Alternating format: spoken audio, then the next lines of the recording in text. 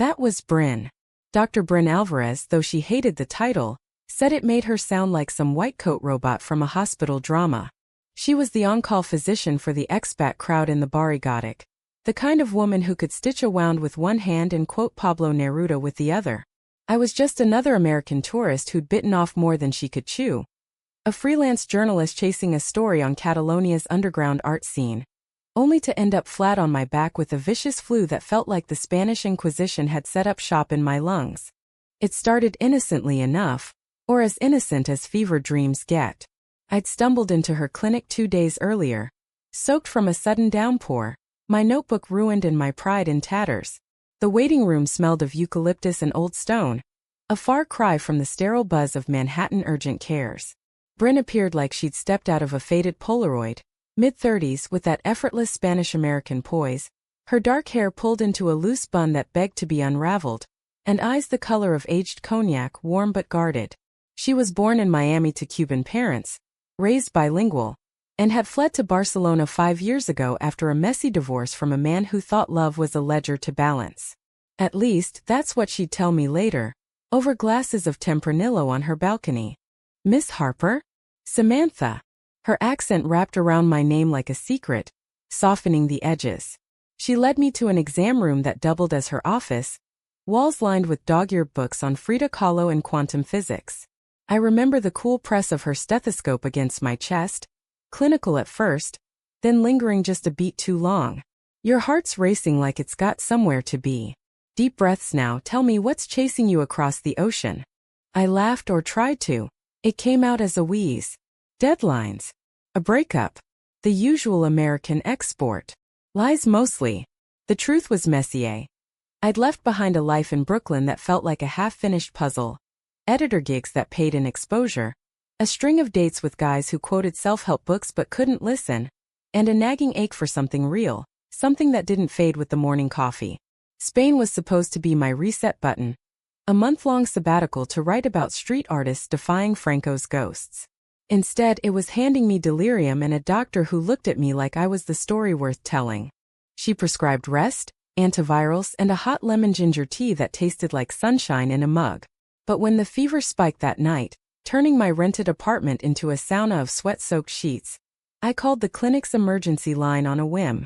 BRYNN answered herself, no nurses, no bureaucracy. Stay put. I'm coming over. 20 minutes later, she was there, toolkit in hand, turning my chaos into calm. She moved through the space like she owned it, which she didn't. Her own flat was 2 blocks away, overlooking the Ramblas. But watching her unpack her bag, the way her fingers, long and sure, with faint ink stains from late-night journaling, handled the thermometer with the precision of a poet, I felt seen in a way that bordered on sacred. You're burning up, Sam. Let me get this 4 in. It'll cool you down. Her voice was a lifeline, pulling me from the edge where memories of my ex's final text, "You're too much for me," looped like a bad remix. As the saline dripped, she settled on the edge of the bed, her knee brushing mine under the thin blanket. Not accidental, I don't think. We talked, or rather, she coaxed words out of me while I floated in that hazy space between sick and surrendered. About my mom back in Ohio, who still sent care packages of homemade granola despite my vegan phase. About the graffiti murals I'd photographed that morning, vibrant slashes of color against gray fascism scars. And then softer about the loneliness that had driven me here. The kind that settles in your bones like winter damp. You're not alone in that, she said, her hand resting on my forearm, thumb tracing a lazy circle that sent sparks through the fog. Barcelona's full of wanderers. Some find home in the wandering. Her touch was professional, but her eyes weren't. They held mine, searching, and in that moment, with the rain pattering against the shutters like applause, I wondered if fever was the only thing making my pulse thunder. By dawn the worst had passed. She stayed until the color returned to my cheeks, brewing coffee from the sad little pod machine and sharing stories of her own escapes. Miami's humid betrayals, the husband who'd promised forever but delivered alimony papers instead. Love's not a diagnosis, Sam. It's Messier. But it's worth the symptoms. She smiled then, a crooked thing that lit her face, and I filed it away like a keepsake, not knowing it would become the map I followed. Discharged from her care but not her orbit, I texted her the next day. A thank you with a photo of a mural I'd finally shot. 2 women entwined in spray paint rebellion. She replied with an invite. Meet me at La Boqueria tonight. Fresh figs and no IVs required. It was casual, the kind of thing friends do. But when I arrived, weaving through the market's chaos of spice vendors and guitar strummers, my stomach flipped like a teenager's first crush. Bryn was at a corner stall, haggling over olives in flawless Catalan, her laugh carrying over the din like a bell. She wore a sundress the color of sangria, sleeves rolled up to show the faint scar on her elbow from a childhood bike crash. You clean up nice, fever girl, she teased, pressing a paper cone of jamon-wrapped dates into my hand. We wandered the stalls, sampling chorizo and manchego, her arm brushing mine as we dodged tourists. The air hummed with possibility, the kind that makes your skin tingle under the Mediterranean sun. Over plates of patatas bravas at a hole-in-the-wall tapas bar, the conversation deepened. She confessed her love for the city's hidden alleys, the ones where locals whisper revolutions over café con leche. I shared my notebook sketches, ideas for a piece on queer artists reclaiming Franco-era spaces. Queer, she echoed, her fork pausing midair. There was no judgment, just a spark of recognition that made the candlelight dance in her eyes. Yeah, I said, heart in my throat. It's part of the story. Part of me. She nodded, slow like she was turning over a rare coin. It's part of a lot of stories here. Spain's come a long way, but the old wounds linger. Her voice dipped, carrying the weight of her own unspoken chapters. We didn't label it then, no grand declarations under the stars. But as we walked back through the Gothic arches, her hand found mine in the shadows, fingers interlacing like they'd been waiting for this all along. The city held its breath, and so did I. Those first weeks blurred into a rhythm that felt dangerously like belonging. Mornings, I'd wake to the coo of pigeons on my balcony, brew espresso strong enough to wake the dead, and head out with my camera slung over one shoulder, chasing light through the Sagrada Familia's spires. Bryn's shifts at the clinic kept her tethered to the fluorescent hum, but our evenings wove together like threads in a tapestry. Picnics in Park Güell with its mosaic dragons, sunset sails along the harbor where she'd point out constellations she'd learned from her abuela. It was easy to fall into her. Too easy. Samantha Harper, the girl who'd built walls higher than the Berlin Divide, found herself dismantling them brick by brick. Bryn had this way of listening, not just nodding along but leaning in like your words were the only medicine that mattered. She'd trace the lines of my palm during quiet moments, murmuring, "This one's for courage, that one's for the loves you'll lose." Her touch was electric, a current that hummed from her fingertips to my core, awakening parts of me I'd kept shuttered since college flings that fizzled under societal side eyes. One night, after a screening of All About My Mother at a indie cinema tucked in the El Raval district, Almodovar's raw tapestry of grief and grace mirroring our own budding fragility, we ended up on her rooftop, the city sprawling below like a lover's confession. Wine bottles empty, heads fuzzy, she pulled me close, her breath warm against my neck. "Sam, you're trouble," she whispered, lips brushing my jaw. "The best kind." Our kiss was inevitable, a slow unraveling under the moon's indifferent gaze. Her mouth tasted of Merlot and mint, soft yet insistent, and when her hand slid under my shirt, mapping the curve of my waist, I arched into her like a wave crashing home. It wasn't fireworks or violins, those are movie tropes. It was deeper, a quiet anchoring that made the world tilt right for the first time. We moved to her bed, bodies speaking in the language of rediscovery, tender explorations that honored the vulnerability we'd both carried like hidden scars. No rush, no performance, just us skin to skin, breath sinking in the dim glow of a salt lamp. Afterward, tangled in sheets that smelled of lavender and her, she held me as if I might dissolve. "Stay," she said, not a question. I did, until the roosters crowed at dawn. But paradise has its serpents, and ours slithered in on emails from across the Atlantic. My editor back in New York hounding for copy. "Harper, your Catalonia queer art piece is gold. Double down on the personal angle. What's the hook? Your heart on the line." I stared at the screen, Bryn's sleeping form beside me, and felt the first crack. How do you write about love without inviting the world to dissect it?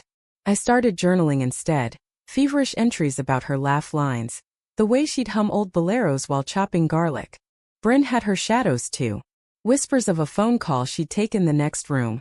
voice low and laced with Spanish I couldn't catch. Once I glimpsed a photo on her nightstand.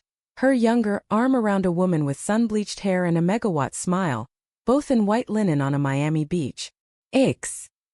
I asked lightly one morning over tostadas. She tucked it away, smile tight. Ancient history. Water under the bridge.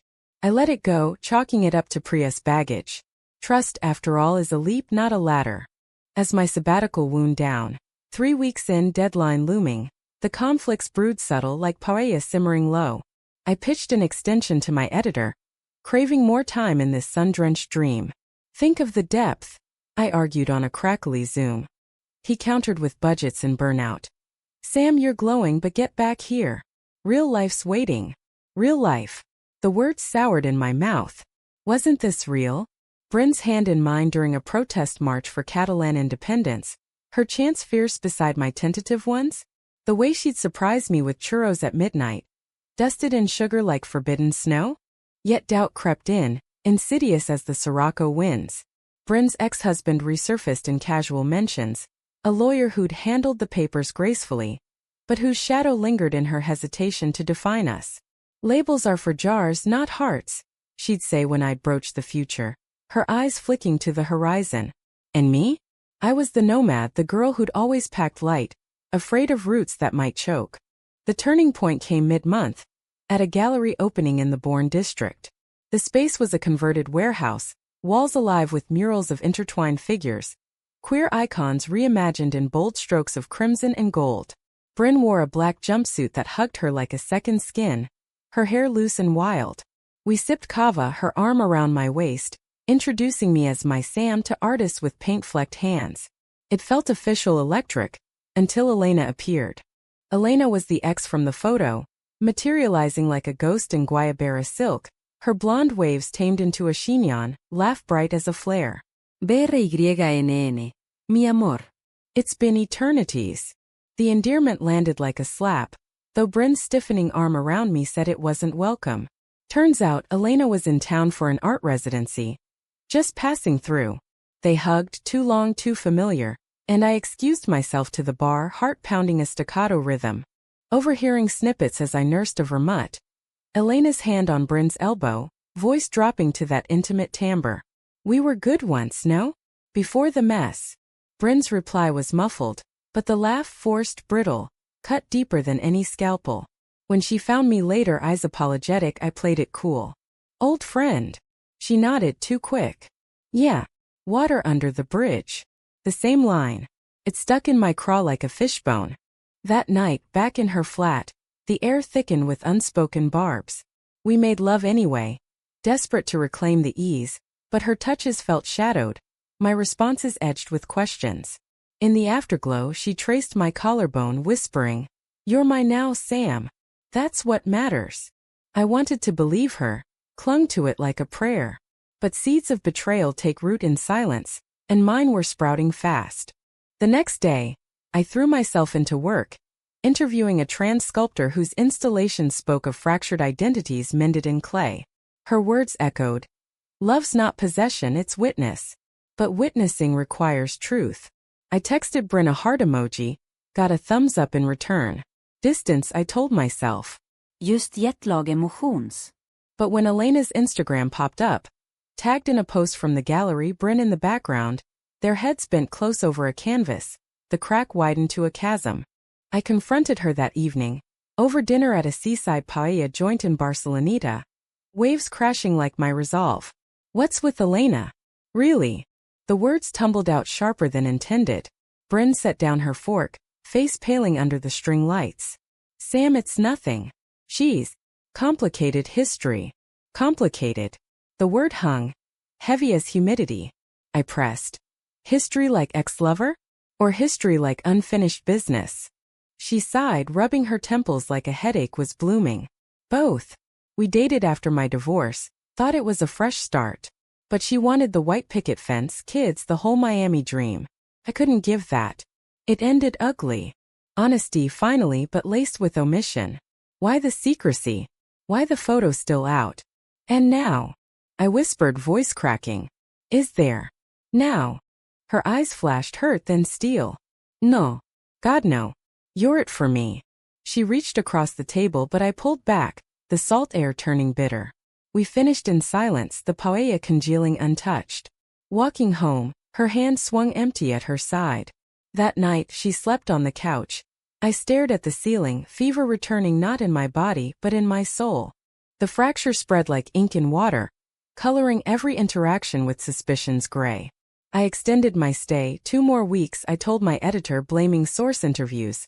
But really it was for answers for the yes I still glimpsed in stolen moments. Bryn noticed, of course, her shifts grew longer, excuses piling like autumn leaves. Clinics swamped with flu season, she'd say, pecking my cheek before vanishing into the night. I'd nod, swallow the doubt, and lose myself in the city's pulse, wandering the labyrinthine alleys of Elborn, capturing portraits of street performers whose painted faces hid as many stories as they told. Elena, meanwhile, became a specter. Sightings at cafes Bryn frequented, accidental run-ins at mutual artist haunts. Once, I spotted them from across Placa rail, heads together under the palm fronds, Elena's hand lingering on Bryn's wrist. My camera captured it before my brain caught up. A candid that burned in my phone like contraband. I didn't confront her that time. Instead, I drowned the ache in absinthe at a bohemian bar. The green fairy's haze blurring the edges of jealousy into something poetic, almost. But poetry curdles without truth. My article took shape, a raw mosaic of voices. The lesbian muralist who'd lost her gallery to conservative backlash. The non-binary poet reciting verses in hidden speakeasies. Art saves us when love fails. One told me, her eyes fierce over a cup of horchata. I wove in our story subtly, anonymous of course, the feverish encounter, the rooftop revelations. My editor loved it. This is you at your best, Harper, vulnerable, visceral. Vulnerable. The word mocked me as I hit send. Bryn's keychain jangling on the hook by the door, empty again. The breaking point arrived on a sweltering afternoon, the kind where the siesta feels like surrender. I'd planned a surprise. A private tour of the Picasso Museum, tickets I'd scored through a contact, followed by gelato under the lindens. But when I arrived at the clinic to fetch her, the receptionist waved me in with a conspiratorial wink. She's in consult, go on back. I pushed open the door to her office, heart light with anticipation. And there they were, Bryn and Elena, not in consult chairs but close, too close, on the worn leather couch, Elena's head on Bryn's shoulder, Bryn's arm draped protectively. No kiss, no scandalous embrace, but the intimacy screamed louder than any tabloid splash. Elena's voice muffled. I missed this. Before you shut down. Bryn's reply a whisper. I know. But things are different now. She saw me then in the doorway, my face a mask cracking at the seams. Time fractured. Elena bolting upright, Bryn's arm dropping like lead. It's not. But the words dissolved in the roar in my ears. I turned, fleeing down the hall, the museum tickets crumpling in my fist like discarded vows. She caught me on the street, rain starting to spit from bruised purple clouds. A biblical deluge for my unraveling heart. Wait. Please let me explain. I whirled, tears mixing with the downpour. Explain what? That your ancient history is rewriting our present. Thunder cracked, punctuating my fury. Bryn grabbed my arms, her blouse clinging transparent, eyes wild.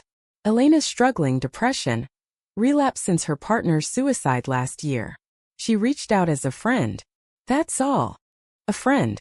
The lie or half-truth hung between us, sodden and sorry. Then why hide it? Why the photos, the whispers? Am I just your Barcelona rebound, Bryn? A safe detour before you circle back to familiar shores. My voice broke on the last, raw as the storm-whipped palms. She recoiled as if slapped. God no. You're everything. But Elena. She's family in a twisted way. We grew up together, shared everything. When she called last week sobbing, I couldn't turn away. Last week. Before the gallery, before the doubts. It slotted into place, the late nights, the guarded phone calls. Not infidelity, but a betrayal of trust all the same. Secrets hoarded like heirlooms, leaving me on the outside looking in. We stood there, drenched, the Gothic quarter stones slick underfoot, tourists scattering like confetti. I came here to heal, I said, quieter now, the fight leaching out with the rain. From my own messes. But with you. I thought we were building something unbreakable. Bryn's face crumpled, mascara rivers down her cheeks. We are. Or we were. Sam, I'm scared. Of losing you, of this feeling that's bigger than anything I've known. After my husband, after Elena, I built walls too. Her confession cracked me open. Empathy warring with hurt. We weren't so different. Both scarred nomads mistaking solitude for strength. But the damage was done, a fault line too deep to ignore. I need space, I murmured, stepping back. To breathe. To write this out. She nodded, defeated. Rain pooling at our feet like unshed apologies. I returned to my apartment, the one that now felt like a tomb of echoes. Her forgotten scarf on the chair, the mug she'd claimed as hers. That night I poured it all into the article's final draft. Not just the artist's triumphs, but the ache of fractured connections, the beauty in breaking open. Love in Exile, I titled the coda, is a fever that lingers, teaching us to distinguish heat from heart. Bryn's text came in waves. I'm sorry. Talk to me. I love you. Love. The word she'd withheld until it was shrapnel. I read them in the dark, thumb hovering over reply, but silence was my shield. Elena left town the next day, a residency deadline. Bryn explained in a voicemail, voice thick with unsleep. She sends her regrets. And I send mine. Come back when you're ready. But readiness is a myth. My sabbatical ended in a blur of packing, airport goodbyes to new friends who'd become lifelines. A quick coffee with the sculptor, her hug fierce. Go write your truth, Hermana. On the flight to JFK, turbulence mirroring my soul, I stared at the Atlantic below, vast and indifferent. New York greeted me with its familiar grind. Subway rattles, editors' backslaps. This piece is fire, Harper. Pitching it to the Times. Success hollow as a drum. Months passed in that numb autopilot. Interviews in lofts, brunches with acquaintances who asked about the Euro glow. It faded, leaving me hollowed. Bryn's presence lingered in anomalies. A chuo craving at midnight, Neruda quotes in bookstore windows. I followed her on Instagram. Mutual follows, a fragile thread, watching her posts. Clinic selfies with patients' crayon thank yous. Sunset harbor shots captioned healing takes time. No Elena. No mentions of me. Just life, resilient and alone. Then the high tide of drama crashed. A manila envelope arrived, postmarked Barcelona. Inside, a leather-bound journal, hers from the looks of the embossed olive branch, and a letter. Sam, words failed me then. These didn't. Read if you want. Forgive if you can. B. The pages spilled her soul. Entries from our fever night, raw with wonder, her laugh undoes me. Doubts post Elena, am I enough? Or just a healer, not a whole? Grief for her ex-husband's infidelity. Elena's chaotic pull as a surrogate sister more than lover. The truth unvarnished. She'd hidden to protect, but protection became prison. I wept through it, ink blurring under salt. Not just for the pain but the parallel lives we'd led, both terrified of the fall, both leaping anyway. On impulse, I booked a red-eye, the article's publication be damned. Deadlines could wait. Hearts couldn't. Barcelona welcomed me back with a Sirocco sigh. The air thick with jasmine and redemption's edge. Jet-lagged and jittery, I hailed a cab to her flat, the driver humming flamenco on the radio like a soundtrack cue. The city had changed, or maybe I had. Its colors sharper, the gaudy whirls more whimsical against my weary eyes. At her door I knocked, heart a war drum, half expecting silence. She opened on the second rap, disheveled in yoga pants and a tank top, hair a riot of bedhead. Surprise bloomed in her cognac eyes, then something softer, hope tentative as a sprig. My name a prayer. No questions, just a step aside, inviting me into the familiar chaos. Books piled like Jenga towers, a half-eaten bocadillo on the counter. We stood in the kitchen, the space between us a chasm and a bridge. I read it, I said, holding out the journal like an olive branch. All of it. Her breath hitched, hands twisting a dish towel. And the vulnerability in her voice undid me. The same woman who'd steadied my fever now trembling under my gaze. I crossed the floor, closing the distance. It hurt. The hiding. But I get it now, the fear. I've been there, building fortresses around my mess. Her eyes searched mine, finding the forgiveness I'd carried like contraband. I should have trusted you with it. With me. Tears welled, but she blinked them back, ever the stoic healer. You're not a detour, Sam. You're the horizon I didn't know I was chasing. Laughter bubbled up, absurd and healing, cutting the tension like sunlight through clouds. Horizons move, you know, but maybe we can chase together. I cupped her face, thumbs brushing damp cheeks, and kissed her slow, deliberate, a ceiling of fractures. She melted into it, hands fisting my shirt, pulling me closer until there was no space for doubts. We sank to the floor right there, amid scattered mail and cat hair. She'd adopted a stray tabby since I'd left, named it Fiber after my infamous flu, bodies rediscovering the language we'd almost lost. It wasn't a fairy tale fix, no montages of eternal bliss. We talked for hours sprawled on the rug, unpacking the baggage we'd dragged like reluctant mules. Her divorce's lingering shame, how Elena's crisis had triggered old caretaker instincts, making her pull away to fix instead of feel. My own admissions, the Brooklyn isolation, the fear that love would demand too much, leaving me exposed. We're both works in progress, I said, tracing the scar on her elbow. But progress together? That's the art. The high drama of our reunion gave way to the quiet drama of rebuilding. Therapy sessions via Zoom with a Barcelona-based counselor who specialized in expat hearts, date nights that started awkward but bloomed into rituals, Tuesday tango lessons in a dimly lit studio, where her lead was firm yet forgiving, my follows tentative but trusting. I extended my visa, pitching a follow-up series on Spain's evolving queer narratives, this time with Bryn as co-contributor, her medical lens on mental health in the community adding depth that made editors salivate. Conflicts didn't vanish, they evolved. Elena's shadow lingered in check-ins, platonic now, boundaries ironclad, but it tested us, forcing conversations that fortified rather than frayed. My New York pull tug too. Offers for full-time gigs, whispers of stability. What if I stay? I asked one evening as we picnicked on Montjuic Hill, the city lights twinkling like co-conspirators below. Bryn fed me a grape thoughtful. Then we build here. Or we go there together. As long as it's us. The climax of our story wasn't a storm, but a still moment. A vow unspoken in the eye of it all. During a late summer festival, La Merce, with fireworks exploding over the harbor like defiant stars, she knelt amid the throng, not with a ring too heteronormative she'd quip, but with a silver bracelet etched with Neruda's line, I love you as certain dark things are to be loved in secret between the shadow and the soul. Wear it when you doubt, she said, clasping it around my wrist. A reminder. We're the secret worth shouting. I pulled her up, kissing her fierce amid the cheers, the crowd a blur of acceptance. No betrayals sting, just the sweet ache of chosen family.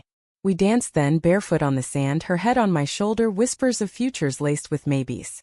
A joint book tour, a clinic in Brooklyn with Catalan flair, adoptions that blurred lines of blood and bond.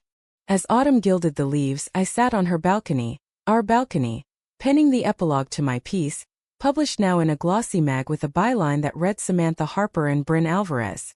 The words flowed human, not heroic, about fevers that forge, hearts that heal, and loves that linger beyond borders. Mom called from Ohio, voice thick with pride. Sounds like you found your story, kiddo. The one that writes you back. Bryn joined me, 2 mugs of that lemon ginger tea steaming between us, her hand over mine on the page. Gentle hearts, she murmured, echoing the fever night's grace. I smiled, leaning into her warmth. Unforgettable ones. In the end, it wasn't happily ever after, no tidy bows on messy lives. It was better.